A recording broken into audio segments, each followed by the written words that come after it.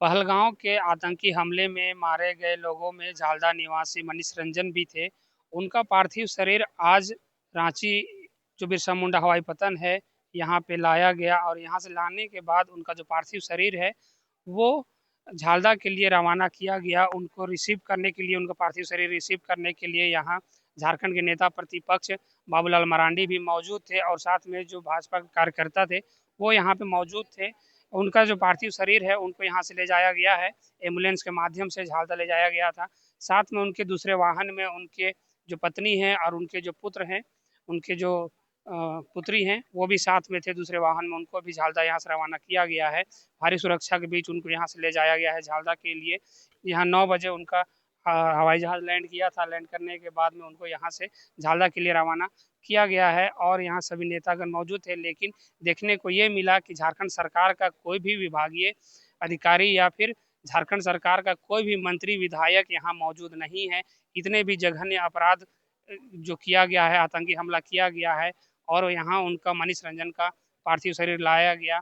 लेकिन यहाँ झारखंड सरकार का कोई भी मंत्री या कोई भी विधायक जो सत्ता पक्ष के विधायक हैं चाहे मंत्री हैं वो यहाँ पे मौजूद नहीं थे। कोई भी यहाँ पे आए नहीं थे। आपको बता दें कि यहाँ उनको रिसीव करने के लिए, उनको पार्टी से रिसीव करने के लिए बाबूलाल मरांडी और भारतीय जनता पार्टी के नेता आए थे। इस घटना को लेके भारत सरकार का जो कैबिनेट उसका बैठक किया गया। जो नरेंद्र मोदी भारतीय प्रधानमंत्री हैं वो अपना सऊदी अरब का दौरा रद्द करके वापस आए और कल बहुत ही कड़े निर्णय लिए गए हैं। कल जो सिंधु जल समझौता है उसको रद्द किया गया है और साथ में बहुत सारे कड़े फैसले लिए गए हैं। पाकिस्तान को अब एक बूंद भी पानी नहीं दिया जाएगा, ऐसा निर्णय लिया गया है। अब देखना ये होगा कि क्या इसका जवाबी कार्रवाई किया जाता है। आक्रोशित भारत में सभी लोग आक्रोशित हैं इस हमला को लेके, क्योंकि पुलवामा अटैक के बाद इतना बड़ा हमला हुआ नहीं था और ये जो हमला है उससे पूरा जो देशवासी हैं बौखलाए हुए हैं, खून खौल रहा है। कल बाकायदा रांची में भी इसके लिए जगह जगह पर प्रदर्शन किया गया, मशाल जुलूस, कैंडल मार्च निकाला गया। पूरा देश में भी मशाल जुलूस और कैंडल मार्च निकाला गया क्योंकि पूरा देश इस घटना से उबाल में है और सभी आक्रोशित है। सब चाहते हैं कि इसका बदला, खून का बदला खून से लिया जाए। और आप देखिए यहाँ सभी मीडिया कर्मी भी यहाँ आए हुए हैं और साथ में भारी संख्या में यहाँ फोर्स भी लगाया गया था।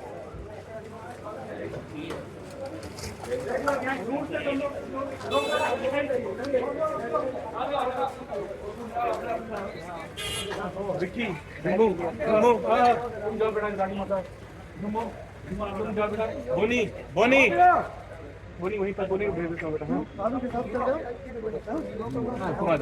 बोनी कहाँ भेज हो गया ना? ये आप लोग पीछे ही रहिए, पीछे ही रहिए।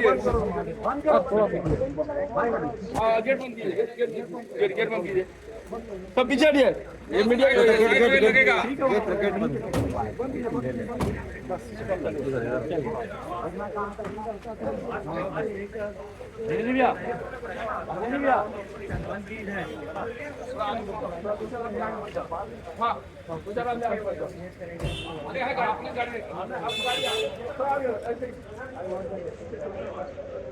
एकोमोडेट करने के लिए कुछ व्यवस्था कर दीजिए, तो मैंने फिर उनका सामान एकोमोडेट कर दिया था। बहुत मेधावी छात्र था वो और हमेशा से अच्छा अव्वल रहा है, क्लास में अव्वल रहता था। उसने बहुत बार रांची में भी आके मतलब क्विज कंपटीशन जीता है। इसके 2 बच्चे हैं ना? 2 बच्चे हैं। 2 छोटे बच्चे। हाँ। झालदा में कहाँ रहते थे? ये झालदा में पुराना बागमुंडी रोड में रहते हैं। पिताजी इनका भी हेडमास्टर से रिटायर हुए हैं इंडिया स्कूल झालदा से। जिन लोगों ने घटना को अंजाम दिया है क्या कहते हैं? उनके प्रति मतलब जितना कठोर से कठोर सजा दिया जाए, मुझे तो यह पूर्ण विश्वास है कि उनको कठोर सजा दिया जाएगा ऐसा लगता है। लेकिन इसका जो जड़ है ना वो भी खत्म किया जाना बहुत जरूरी है, क्योंकि ऐसे हम लोग अपने बच्चों को खोते रहेंगे। या वो मेरा छोटा भाई जैसा था, तो ये बहुत मतलब मुश्किल समय है। या कभी हम लोग ऐसा सोच नहीं पाए कि ऐसा हो, एक दिन हम लोग को छोटा भाई के लिए ऐसा देखना पड़े। मेरा नाम संजीव कुमार गुप्ता। आप भी सर आईबी में?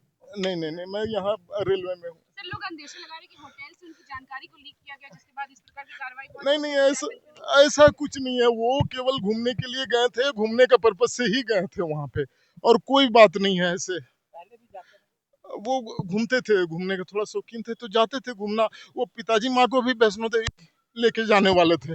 इसके बाद वो पहलगाम से निकलते, माता पिताजी अभी देखा आपने, राहुल भी आए थे, उनके छोटा भाई वो उनको लेके जाने वाले थे, सारे लोगों के साथ वैष्णो देवी जाने वाले थे। जी थैंक यू। अभी हल्दा जा रहे हैं। अभी मैं तो यहाँ पे हूँ कुछ कार्य की वजह से। ये ठीक है, अंतिम बातचीत कब हुई थी मनीष? अभी मेरी बातचीत इधर तुरंत में नहीं हुई थी, कुछ दिन पहले हुई थी, जब वो बोकारो के से गुजर रहे थे तो उन्होंने मुझे बात किया था। ठीक है, देखिए, पाकिस्तान संपोषित आतंकवाद के विरुद्ध भारत लगातार पाकिस्तान को चेताता रहा है कि पड़ोस में अगर शांति स्थापित करनी है, दोनों देशों को विकास करना है, तो ये आतंकवाद को समर्थन करना पाकिस्तान को बंद करना पड़ेगा। लेकिन पाकिस्तान लगातार ये गुस्ताखी करता रहा है। भारत में आतंकवाद को संपोषित करना पाकिस्तान ने अपना जैसे धर्म बना लिया हो। प्रधानमंत्री जी के नेतृत्व में पहलगाम घटना के बाद जो बैठक हुई, उसमें जो निर्णय लिया गया है वो स्पष्ट दर्शाता है कि भारत ने अब आतंकवाद के विरुद्ध एक निर्णायक जंग प्रारंभ कर दी है। कल जो 5 निर्णय लिए गए हैं वो स्पष्ट दर्शाते हैं कि अब हम आतंकवाद को बर्दाश्त नहीं करेंगे, और ये कठोर निर्णय लिए गए हैं। ये निर्णय कितने कठोर हैं इसका अंदाजा इस बात से लगा सकते हैं कि भारत पाकिस्तान के युद्ध के समय भी ऐसे निर्णय नहीं लिए गए थे, सिंधु जल संधि को नहीं तोड़ा गया था। भारत ने वो निर्णय लिया है। यह स्पष्ट संदेश है कि भारत अब हर प्रकार की कार्रवाई आतंकवाद के विरुद्ध छेड़ चुका है, और ये लड़ाई प्रधानमंत्री जी के नेतृत्व में, अमित शाह जी के नेतृत्व में तब तक चलेगी जब तक कि आतंकवाद को जड़ से मिटा नहीं देंगे। पहलगाम की जो घटना है वो केवल एक आतंकवादी घटना नहीं है, वो हिंदू नरसंहार की पुनरावृत्ति है। एक कुत्सित मानसिकता वाले लोग जो बार बार इस प्रकार की घटना को अंजाम देते हैं, कभी मोपला में, कभी मुंबई में, कभी मुर्शिदाबाद में, और अब पहलगाम में। तो इस मानसिकता के विरुद्ध भी एक लड़ाई भारत ने प्रारंभ की है, और ये निर्णायक लड़ाई है। आतंकवाद को जड़ से मिटाने तक ये लड़ाई जारी रहेगी। और कल जिस तरह से बयान आए रॉबर्ट वाड्रा के और या अन्य भी, देखिए, वो बयान का वीडियो हमने आज सुबह देखा है। उसपे मेरे पास शब्द नहीं है कि किन शब्दों में उस बयान की निंदा की जाए। इस प्रकार के कुत्सित मानसिकता के लोग भी हैं, और वो भी गांधी परिवार से जुड़े हुए, गांधी परिवार के दामाद होकर के। पूरा देश जब पहलगाम आतंकवादी घटना में मारे गए लोगों के प्रति संवेदना व्यक्त कर रहा है, क्रोध और दुख प्रकट कर रहा है, ऐसे में आतंकवादी के इस कृत्य को जस्टिफाई कर रहे हैं, उसके लिए हिंदुओं को दोषी ठहराया जा रहा है, उसके लिए कहा जा रहा है कि हिंदुओं के कारण ये गतिविधियां हुई है, ये घटना घटी है। तो इस प्रकार के मानसिकता के लोग ही समाज में ऐसी घटनाओं को बार बार होने के लिए प्रेरणा स्रोत के रूप में काम करते हैं। सर तो जी, वहाँ सुरक्षा में चूक एक बड़ी, ये नहीं लग रहा है कि सुरक्षा में बड़ी चूक हुई है देखिए वो तो, इतने सैलानियों के बीच में? देखिए जो पर्यटन केंद्र होते हैं, अगर वहां आप बहुत ज्यादा डिप्लॉयमेंट ऑफ फोर्सेस कर देंगे तो फिर वो पर्यटन क्षेत्र रह नहीं जाएगा। जहां तक सुरक्षा में चूक का मामला है, इतनी बड़ी घटना हुई है तो जरूर इसमें जांच तो होगी ही, पता चलेगा ही कि कहाँ क्या चूक हुई है। लेकिन कुल मिलाकर के इतना बड़ा देश है, और देश के चप्पे चप्पे पे सुरक्षा गार्ड खड़ा करना तो शायद संभव नहीं है, और इस प्रकार की घटना कभी भी कहीं भी घट सकती है, इसमें भी कोई दो राय नहीं है। लेकिन भारत ने पिछले कई वर्षों से जिस प्रकार का एक सुरक्षा का वातावरण देश में बनाया, इस प्रकार की घटना पे बहुत हद तक रोक लगी थी। मुंबई के 26/11 वाले घटनाक्रम के बाद से कोई बड़ी घटना देश में नहीं हुई थी।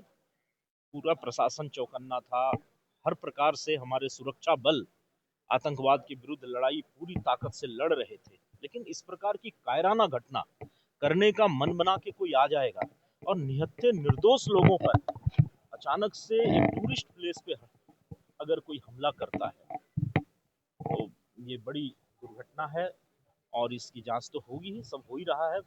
अमित शाह जी, गृह मंत्री जी वहां पहुंचे हुए हैं। प्रधानमंत्री जी स्वयं सऊदी अरबिया का दौरा रद्द करके वापस भारत आए हैं। तो चीजें आगे चल रही। हमने आज अपना झलदा 12 घंटा के लिए हम लोग बंद का रिक्वेस्ट किए हैं। तो बहुत मैं अंदर से मतलब बहुत दुखी हूं। मैं इस चीज को बयान नहीं कर सकता अभी, क्योंकि एक साथी हमारा हमें छोड़ के चला गया। सर, उनकी पत्नी और बच्चे की क्या हालत है? बच्चों की क्या वो हालत है?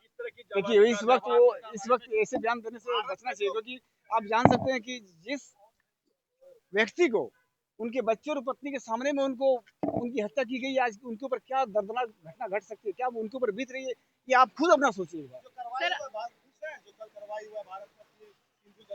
देखिए, ये तो एक छोटी सी ये हुआ है। हम तो चाहेंगे कि टोटल उनको वॉकआउट करना चाहिए उनका। सर, आप हम नहीं चाहेंगे कि ऐसी घटना सरकार की कार्रवाई आप मांग करते हैं? हम तो कड़ी से कड़ी कार्रवाई मांगेंगे और गृह मंत्रालय से अभी अनुरोध करेंगे कि इसका कड़ा से कड़ा जवाब देना चाहिए, क्योंकि ये जब कहते हैं कि आतंकवाद का कोई धर्म नहीं होता, तो धर्म के आधार पर भी मारा क्यों गया? नाम पूछा गया, कलमा पढ़ाया गया, कलमा पढ़ाने के बाद उनके वस्त्र को निवस्त्र करके उनको मारा गया। ये क्या तरीका है? क्यों हम ये धर्म के ऊपर राजनीति नहीं करते? सॉरी। और प्लीज, सर, आपका नाम? मेरा नाम आदित्य शर्मा।